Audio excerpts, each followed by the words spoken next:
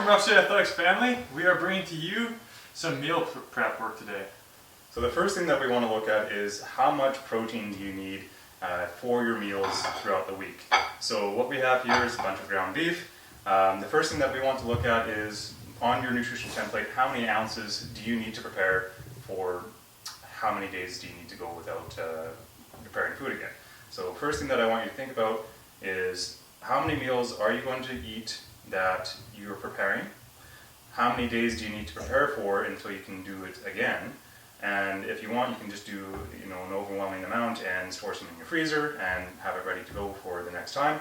But having that minimum number is definitely going to be a necessity. Otherwise, you're going to find that you're running out of food and then you're scrambling and making poor choices at that point. So we always want to plan ahead and be prepared for that. So what we're doing now is we have 2.5 kilos of ground beef. The total weight is going to be reduced once we actually cook it. So this is only going to be about 2.2, 2.3 kilos of cooked meat at the end of the day. But this is for myself, so I'm going to need quite a bit of protein. On average, I'll have about 6.4 ounces per meal, and that's 5 meals out of the day. So this is only going to last me about 2.5 days. So what I like to do first, get my meat and put it into a big bowl.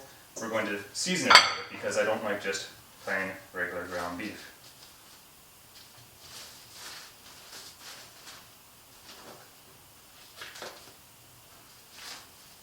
Oh my goodness.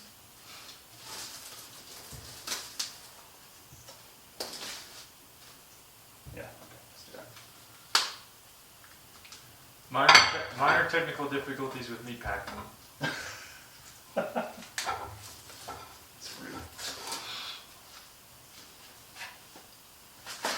So, meat is delicious, but seasoned meats is far more delicious. Deliciouser. Yeah, exactly. So we're just going to break this up. We're going to let Coach Brennan pick out his seasoning choices.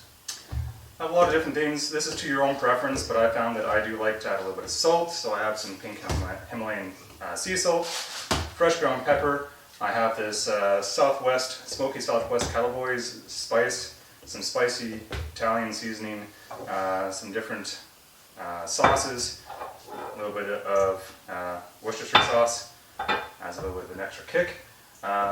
Again, to your own preference, so try a few things out. If you don't want to make a big batch and find out that you don't like it, try smaller batches first, preparing them in different ways, and then just keep track of what you do actually enjoy. So I usually just do a bit of a hodgepodge of everything, and it turns out okay. Probably turn that down a little bit. So a bunch of fresh cracked pepper.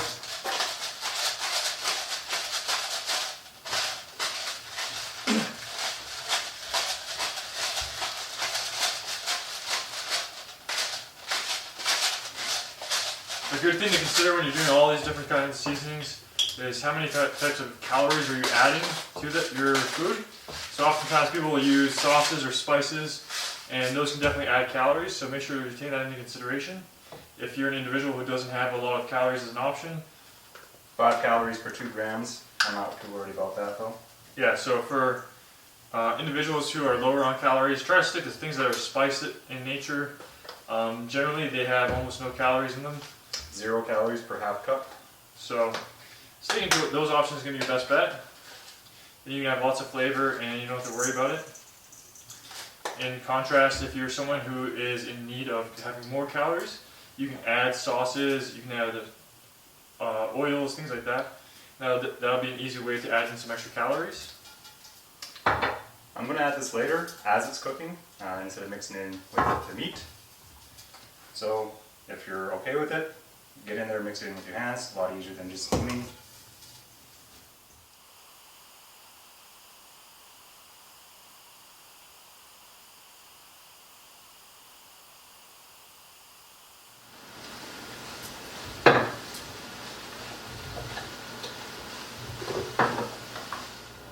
Alright, Rough City Athletics family.